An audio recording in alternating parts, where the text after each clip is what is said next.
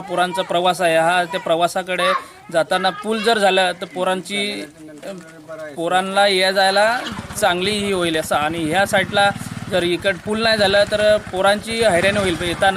जाता येतात जर 5 किलोमीटर जायचा प्रवास झाला आणि याचा 5 किलोमीटर प्रवास झाला तर जाऊन येऊन 10 किलोमीटर प्रवास होईल. जर का सरकारने हा पूल जर बांधून दिला तर मुलांना चांगल्या सोयीसुविधा होतील आणि जीवघेणा प्रवास हा आहे मुलांचा.